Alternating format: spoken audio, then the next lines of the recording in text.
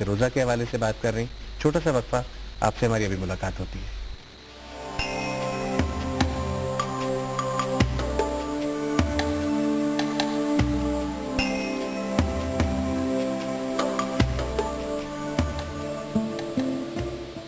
आप सबको एक बार फिर खुशामदीद कहेंगे आज इस प्रोग्राम में, जिसमें हम मामूलात रमज़ान के हवाले से आज गुफ्तगू कर रहे हैं।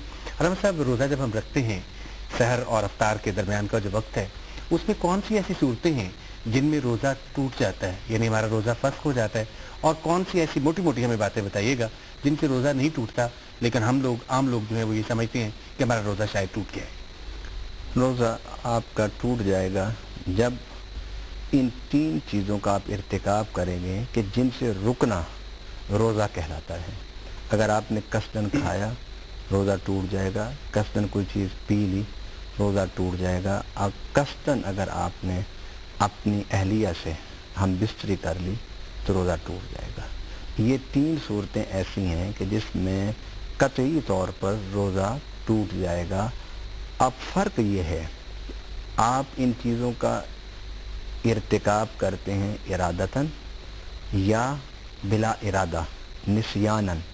अगर आप इरादतन करेंगे तो टूट जाएगा रोज़ा, और उस सूरत में आप पर कज़ा भी है, कफ़ारा भी है। हम सब कज़ा और कफ़ारा दोनों का फ़र्क भी बता दीजिएगा, और ये भी फरमाइएगा कि कज़ा क्या है रोज़े के टूटने की, और कफ़ारा क्या है रोज़े के टूट जाने की। कज़ा ये है कि आपने माह रमज़ान के बाद इस रोज़े को दोबारा रखना है, एक रोज़ा रखना है, एक रोज़ा, ठीक है। और कफ़ारा ये है कि आपने क्योंकि इरादतन रोज़ा तोड़ा है, इसलिए सबसे पहली बात तो ये है कि आप 60 मिस्कीनों को खाना खिलाएं या ग़ुलाम आज़ाद करें। अगर ये दोनों, ये माली इस्तिताअत रखने वालों के लिए, अगर ये दोनों मुमकिन नहीं तो फिर आप 60 रोज़े रखें।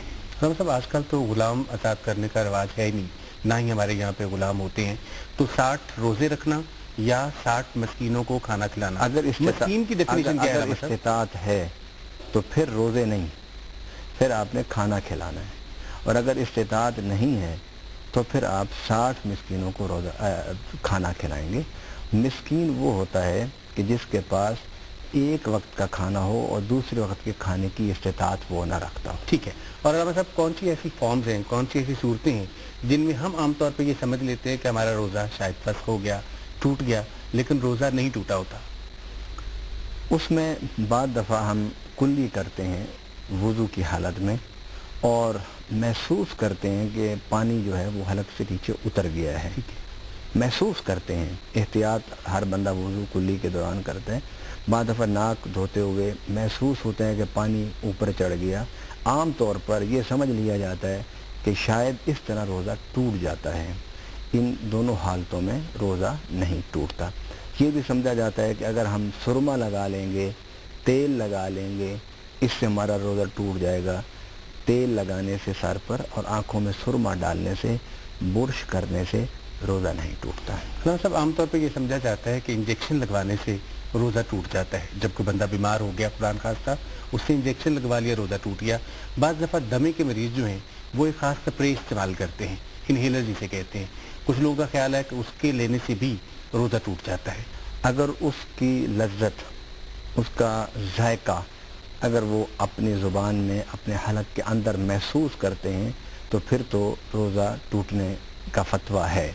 और अगर नहीं, सिर्फ हवा है, तो उस सूरत में रोज़ा नहीं टूटेगा।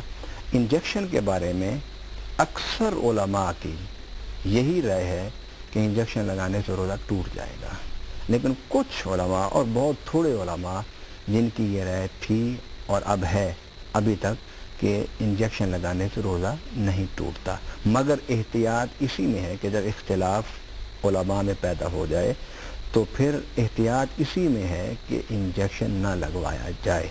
और अगर कोई मरीज़, ऐसा मरीज़ है कि जो बहुत सीरियस हालत में चला गया रोज़े की हालत में, उसके लिए अल्लाह और उसके रसूल ने हमें आसानी का रास्ता दिया है कि वो रोज़ा अफ्तार कर ले, अपना इलाज कराए, और ये रोज़ा बाद में कज़ा कर ले। इसका मतलब है कि इस तरह के मरीज़ को एक ही रोज़ा रखना है, उसका कफ़ारा नहीं देना। हाँ, कफ़ारा नहीं है, कज़ा होगी उस पर। अलवा साहब, बाज़ दफ़ा हम देखते हैं कि बाज़ लोग जो हैं इस महीने को लज्जतों और चटखारों का महीना बना लेते हैं। آپ ان کے دسترخوان پہ جائیے تو آپ کو جناب کیا چیزیں نظر آئیں گی وہاں پہ، اور آپ کو لگے گا کہ یہ اہتمام بھی ہے، اور بعض دفعہ وہ اتنا زیادہ اہتمام کر لیتے ہیں اور اس کے بعد وہ چیزیں ضائع ہو رہی ہوتی ہیں۔ آپ فرمائیے گا کہ اسلام ہمیں کیا احکامات دیتا ہے؟ افطاری اور سحری کا اہتمام کرنا، یہ تو حدیث مبارک میں اس کی بڑی ترغیب ہے۔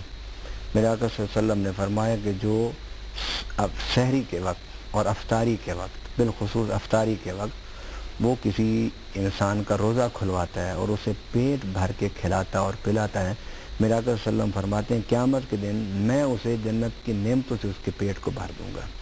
اس کی